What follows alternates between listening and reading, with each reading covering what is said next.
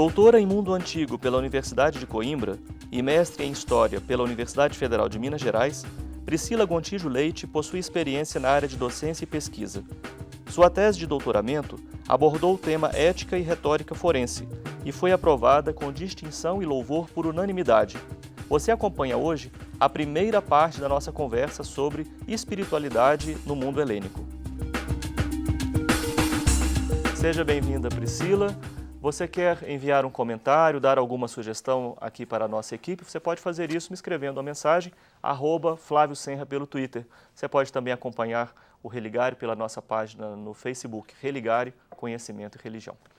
Bem, Priscila, você acaba de defender a sua tese lá em Coimbra. Sobre o que você trabalha no seu texto?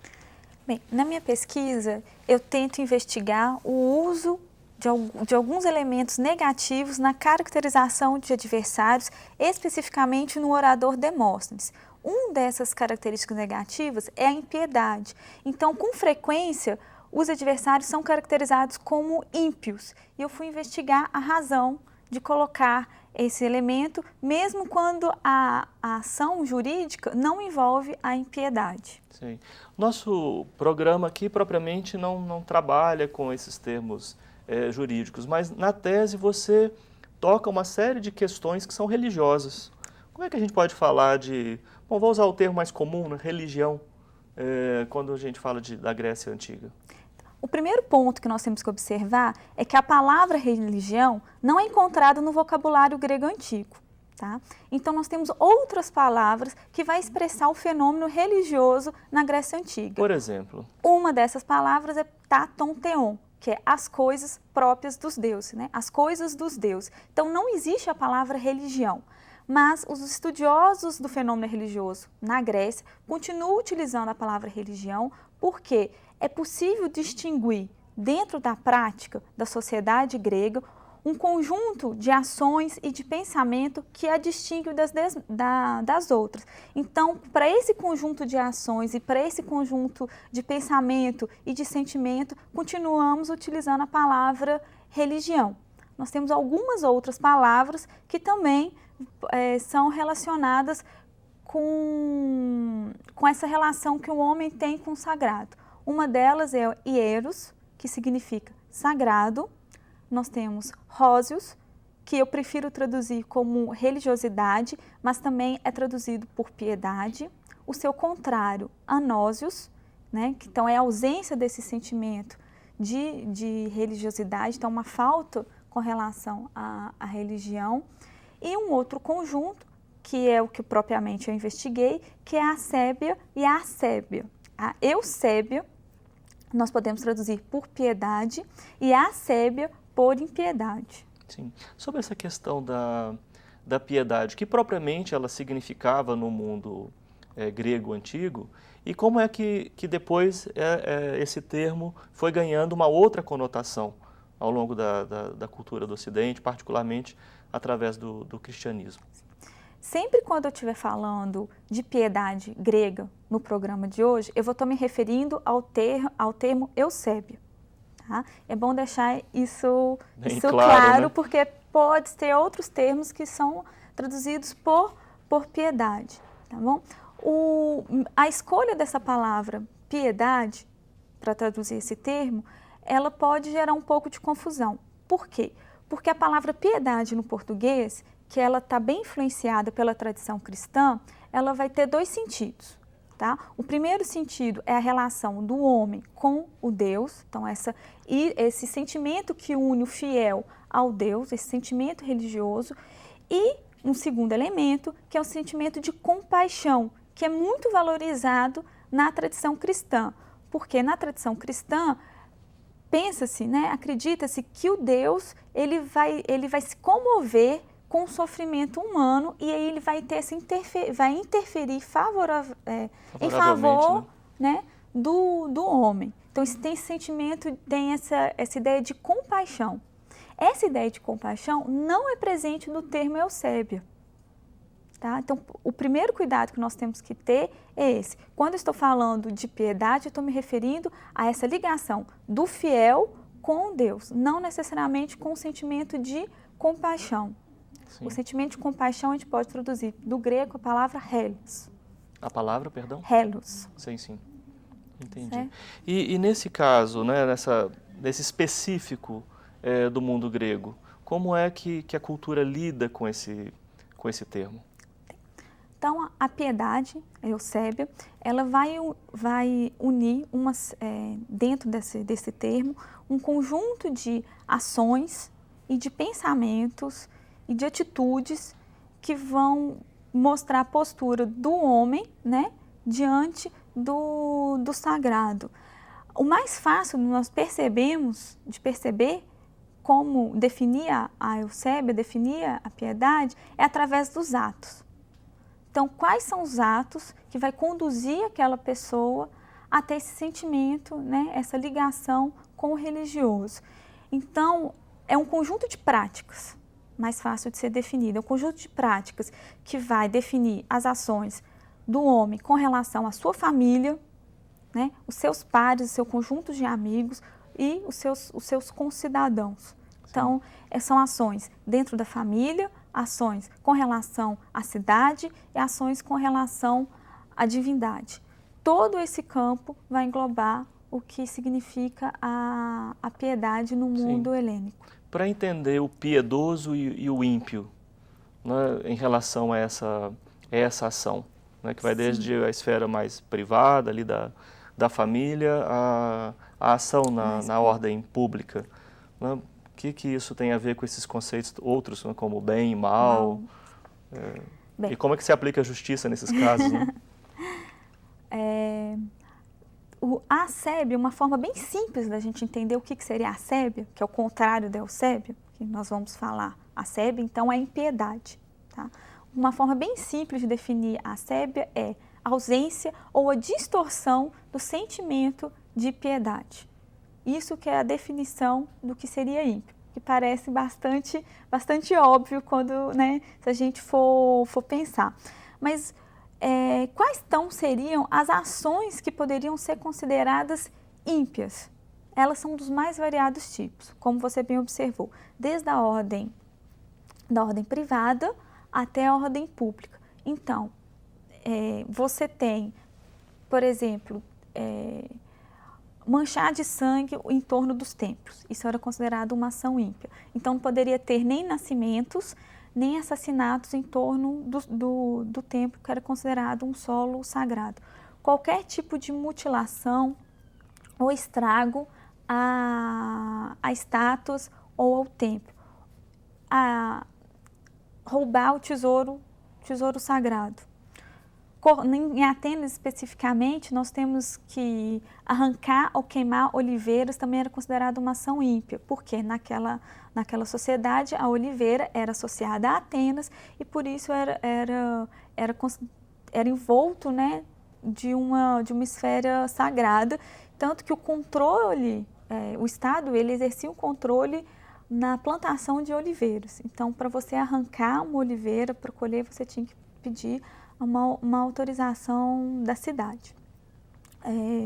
Além disso, nós temos, já a partir do século IV, falar especificamente algumas ações contra os deuses, né? Não, é um pouco diferente do que seria a blasfêmia.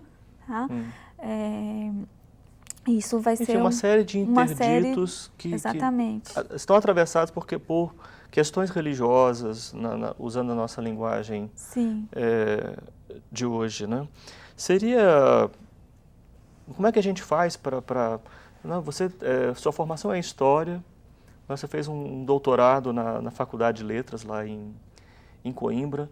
Como fazer esse salto, né, para o estudo da piedade helênica, digamos assim? Bem, há várias maneiras de se estudar a religião, principalmente na Grécia Antiga. Então, nós podemos utilizar os recursos arqueológicos, né? Então, são os vestígios que nós encontramos nos templos, os recursos literários, tragédias e outros, né? Tratados filosóficos, o próprio discurso florense, né? O discurso jurídico, que é a minha fonte de estudo. Né? E dentro do conjunto de possibilidades que nós temos para estudar a religiosidade na Grécia, eu me dediquei, então, ao estudo dos discursos jurídicos e aí interessada especificamente num termo, que é o termo asébia. Então, eu me pautei no chamado na história das palavras. Você me comentava antes, né, do programa. Sim. Então, esse método investigativo de história das palavras, eu comecei utilizando ele logo no mestrado e dei continuidade no doutorado. Então, é escolher um termo, perceber como é que esse termo pode demonstrar ações e a mentalidade de um determinado grupo humano. No meu caso, foi o termo asébia, então o termo impiedade. Eu fiz um levantamento, né, da recorrência do termo impiedade nos discursos que eram conduzidos ao tribunal e tentei entender a razão da escolha de colocar esse termo num discurso jurídico. Por que ir ao tribunal e acusar o outro de ímpio? Qual o motivo? O que isso quer? Qual o impacto que tem isso para os juízes? Qual o impacto que tem para aquela sociedade? E como que isso pode mostrar também uma prática religiosa para a época? Porque parece que não há uma separação entre o mundo propriamente humano, jurídico e o mundo religioso. Mas vamos deixar para conversar sobre isso daqui a pouco. Nós vamos para um breve intervalo e voltamos já.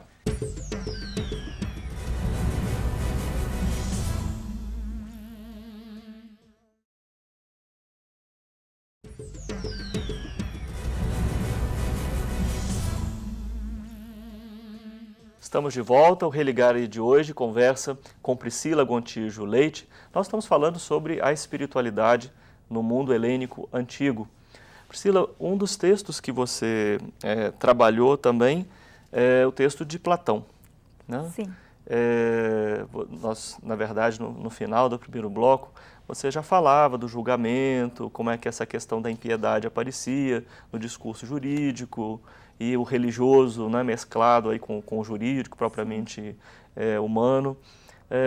Como é que via Platão, né, você observou, né, essa questão, essa associação? Bem, primeiramente eu cheguei a Platão porque ele tem um discurso chamado Eutífron, e esse discurso, né, o nome dele em grego é Perirócios, então, que poderia ser traduzido sobre a religião. Tá? Não é especificamente o termo que eu trabalho, que é a Eusébia, mas ele é bem interessante para mostrar, então, como que Platão via a religiosidade e o impacto da religião na obra de Platão. Eu levanto duas hipóteses para esse interesse de Platão a respeito da religião. A primeira hipótese, né, essa minha hipótese, é que o julgamento do seu mestre Sócrates marcou profundamente a sua experiência. Então, o primeiro motivo para ele interessar pela religião é para ele defender Sócrates da acusação de impiedade que ele recebeu em 399 a.C. Tá? E a minha segunda hipótese é a própria importância da religião para a polis. Então, como Platão tem um projeto, né, de o bem viver na cidade, e dentro desse projeto ele também vai propor uma nova forma de relacionar com o religioso. Qual que seria essa forma na perspectiva de Platão? Ao observar, né, a obra de Platão, a gente percebe que também há uma mudança nessa forma de relacionar com o religioso. Tá? Pelo visto, insisto nessa ideia, né? O religioso e o civil estão intimamente muito unidos, relacionados, né? Pensar a polis histórica, né? A cidade grega, tem que pensar que todas as esferas elas estão relacionadas. O religioso, o político e o jurídico. Então, por isso que quando você estuda o jurídico, não tem como você separar das outras esferas. E também isso é uma justificativa para a gente perceber por que a impiedade está presente nesses discursos. Sim. E a impiedade, então, pode ter outro motivo, né? Você acusar uma pessoa de impiedade, um motivo até pouco nobre. Sim, pode ter motivos dos mais variados. Tipo, eu não estou bem satisfeito com determinada postura, ou com uma tendência, ou com outro grupo político. Bom, aí eu arrumo um meio de colocar a questão da impiedade como motivo. Isso você observou nos textos que você estudou? Exatamente. Quando a gente vai estudar os casos de impiedade contra os filósofos no final do século V e ao longo do século IV, né, que aconteceu vários processos de impiedade contra os filósofos, que chegou até alguns autores comentar que houve uma perseguição à classe, aos intelectuais, né, vamos colocar assim, tem autores que utilizam esse termo. Nós percebemos que, na verdade, essa perseguição aos filósofos não era uma perseguição às suas ideias. Quando a gente estuda a vida, a biografia do filósofo, nós percebemos que, na verdade, esse processo de impiedade foi uma arma para tentar atingir o grupo político no qual o filósofo fazia parte. Por exemplo, nós temos Aristóteles, que também sofreu um processo de impiedade. E esse processo de impiedade aconteceu no momento em que estava tendo em Atenas uma onda contrária à Macedônia. Então, Aristóteles ele foi considerado aliado aos macedônicos. Sim. E para atingir esse grupo político que era considerado aliado, foi feito um processo de impiedade contra ele, e para ele escapar desse processo, ele acaba se exilando. E tem vários outros exemplos, como, por exemplo, o Teofrasto e o próprio caso de Sócrates. Também nós percebemos que entender a conjuntura política da época explica bastante a motivação desses processos de impiedade, não somente o estudo também do pensamento. Então, eu acredito que, para você entender um processo de impiedade na Atenas clássica, você tem que, primeiramente, estudar o pensamento do filósofo e também estudar a conjuntura política da época. Sim. Você se interessou no seu estudo assim, por práticas religiosas, ritos, e poderia trazer para a gente assim... Os ritos religiosos marcam, né, toda a vida de um cidadão ateniense. Então, desde o momento quando a criança nasce, né? Então, lembrando que a questão do sangue é ligada com a purificação, como eu disse no primeiro bloco. Então, tudo que conduz ao sangue é necessário um processo de purificação, e esse processo de purificação é feito através da água. Então, limpando aquela mancha de sangue. Então, a gente percebe que tem processo de purificação nos nascimentos e também nos casos de homicídios, mas que a gente pode falar posteriormente. Então, logo quando a criança nasce, tem o ritual. 10 dias depois, né, quando a criança tem mais chances de sobreviver, também tem um outro ritual, e esse ritual é muito importante para o reconhecimento, né, do grupo familiar, que aquela criança é legítima. Tá? Aos 18 anos, há um reconhecimento. Então, porque o pai reconhece aquela criança como sendo seu filho. E quando a gente vai observar, por exemplo, no caso de Iseu, que ele tem vários discursos que tratam de disputas sobre herança e de adoção, um aspecto levantado para legitimar a adoção e que a pessoa pertence àquele grupo é esse ritual aos 10 dias. Sim. Então, a participação desse ritual, participação nos ritos familiares, nas libações. Cotidianamente era feita a libação. Então, o que é a libação? Você tem na fogueira, né, da casa, você joga um pouco de cereais ou um pouco de vinho. Então, são rituais cotidianos. Você tem o culto aos mortos, né, o culto aos ancestrais. E no aniversário de morte, visitava-se os túmulos e fazia, né, os rituais também de passagem. O casamento tem um ritual religioso e a morte também é marcada por ritual. E isso são os rituais da esfera privada. Também tem uma série de rituais da vida pública, como as festas, a própria tragédia, os concursos de tragédia, público, né? que é onde a cidade se encontra. Ela é um ritual religioso, a origem da tragédia está no ritual no ritual religioso.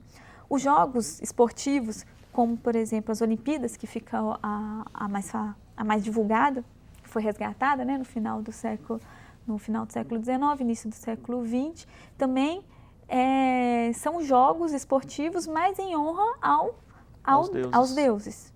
Né? E é importante observar que nesse momento de Jogos Olímpicos, ou então de grandes festas pan-helênicas, então são festas que envolviam toda a comunidade helênica, toda a Grécia, havia um momento de paz sagrada. Então as cidades que estavam guerreando paravam seu conflito para honrar os deuses e depois que era feita essa honra, retornavam ao conflito. Isso é bem ilustrativo da importância da religião para o homem grego. Sim. Na ciência da religião, há uma parte que se interessa pelos estudos comparados. Você, quando estudava esses rituais e lia sobre isso, você fazia associações assim, com outras culturas, ou mesmo com a nossa cultura brasileira? Desde, por exemplo, você falava, né, a criança, quando nasce, para fazer a purificação do sangue, era passar por um ritual com água. Isso, outras tradições religiosas, nós encontramos isso.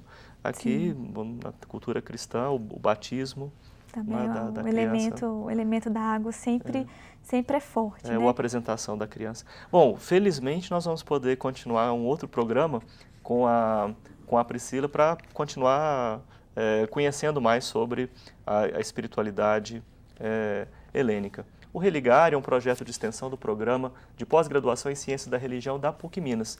Para saber mais sobre os nossos cursos de especialização e de mestrado, para rever esta entrevista e ver fotos de bastidores, você pode acessar a nossa página. A página do mestrado é pucminas.br/ppgcr. O Religar de hoje fica por aqui. Um abraço muito cordial e até a próxima semana aqui com a Priscila Gontijo.